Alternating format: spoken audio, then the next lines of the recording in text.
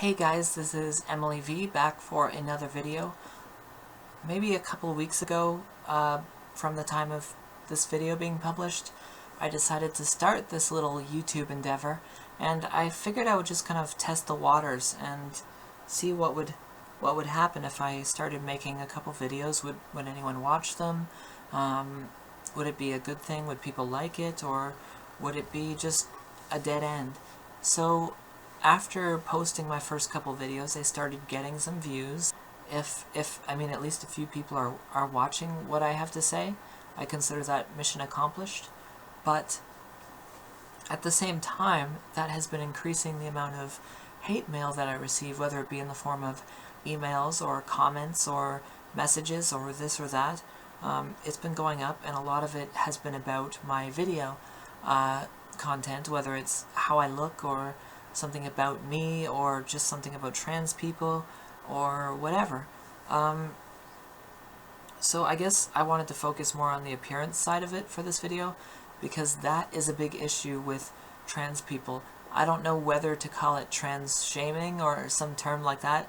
It's not quite transphobia, as these aren't comments that are usually directed as against trans people as a whole, like the usual kind of transphobic stuff you'd hear. It's more like you in specific would not fit in as a woman or whatever because of this list of things about you, and it's not things that would apply to the entire trans community. It's more custom tailored to you.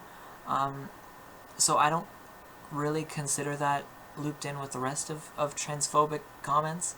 It's more like shaming you because certain things about you don't fit in or don't look right or whatever. So I guess the point is, I made this video to show that these things aren't what defines you. These things are not what makes you who you are, because a lot of things that I got in messages were comments about, for example, my eyebrows, like, oh, your eyebrows are too thick, or they're too bushy, or this or that.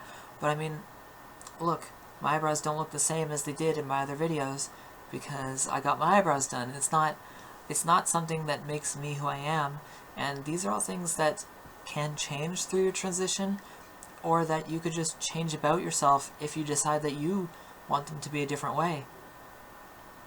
Another comment I got quite a bit was that people didn't like my wig, or they thought it was low quality, or whatever different observations about it that made me, in their opinion, stick out or not fit in or whatever. But I mean, in this case, look, I'm not wearing a wig. I have my normal hair. I wear a wig only because it is, I like it better. It's nicer, it's longer. I can do more things with it. I can have more styles. And my hair it's not very long, and I just don't like it as much. So I often wear a wig just because I like it. It's simple as that.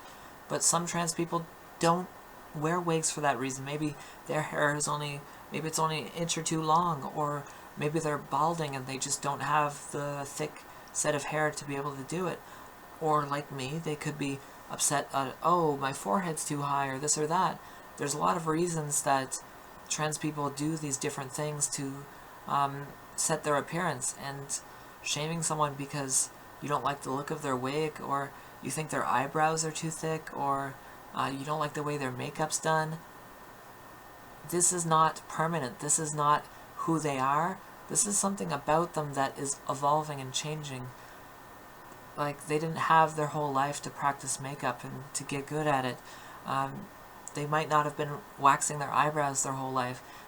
They might not know anything about hair care, and that's okay, because transitioning is a process. And I guess the moral of the story is, you can attack someone for anything you want about their appearance, but what does it mean in the end? Not much. I guess all I can say is, don't focus on the comments you get from this type of person, because even if you do change all of the things that they have problems with you about, they're still going to find something else. And I wanted this video to kind of be a testament to that, because all of the things that I received negative comments about regarding my physical appearance, I have changed for this video. There's nothing that people have complained about that I haven't modified for this video, which is my makeup, which people say is too, or some people say is too over the top or outrageous or whatever. So I didn't do very much makeup. I mean, I look pretty toned down in regards to that. I have a bit of eyeliner on, I have some foundation on, and there's not much else to say about that. So that's one thing, check. Eyebrows, that's another thing, check. The wig, no more wig, check. Now, watch what happens. As soon as the people who are these type of trans shamers, or whatever you want to call them, if they were to look at this video, they'll find other things. They'll move on to something else. They'll be like, oh, your forehead is too big, or oh, your teeth are too crooked, or oh, I don't like the way this thing looks about you, or hey, those glasses really look bad on you, or whatever. They're going to come up with new things, and it's never going to run out. You can change everything. You can work on your appearance so bad, but the point is, they're not really giving you their honest opinion. What they're trying to do is to make you feel insecure and to hurt you and to make you feel the way that they see you. And what they see you for is not a person, not a human being, but some sort of a freak or a monster or something like that. And this is usually fueled by one of two things. The first thing being the lack of understanding. They don't know what the whole trans thing is about. They don't correctly understand the science behind it, of how it happens to someone, how someone is transgender, what that means exactly. Much like people thought of gay people seemingly a long time ago, but really not that long ago. People thought that being gay was a choice, that it was a lifestyle that someone had elected to be into, and we know that that is not true. But if you're someone who goes through life thinking trans people are choosing this, well, it starts to make a little sense why they would have such a low opinion of someone purposely going through these things without there being any biological or neurological mechanism for it. So a lot of it is lack of understanding.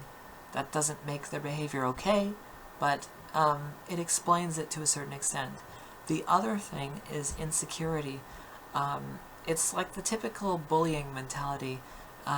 Person who is a bully has some problems in their life, or some experience in their life that makes them feel insecure about themselves or their identity or lack of one, and so they lash out at other people to try and make them feel insecure about their identities, and that gives them some sense of security. So I guess the moral of the story is, I'm okay, I'm still here, my appearance is always going to be changing, and I don't put too much faith in what people tell me about it. If anything, the trolling that I receive about my appearance is helpful, because they will always find the easiest target, like the easiest thing that sticks out at them, and even though it's mean, I like to use this as a guide of what to look at in myself next, and I could assess it without putting any faith in what they're saying, but say, is this a problem or is it nothing? And if it is a problem, then I can say, oh, what can I do to minimize this or to fix it? So it's all about perspective and not letting these people affect you, but to use their negativity to either fuel you or to benefit you in some way. Easier said than done, I know, and I struggle with it myself, but I just wanted to give you guys kind of my opinion on some of the negativity that I receive, just specifically regarding appearance. We'll talk about the transphobic comments and stuff like that another time.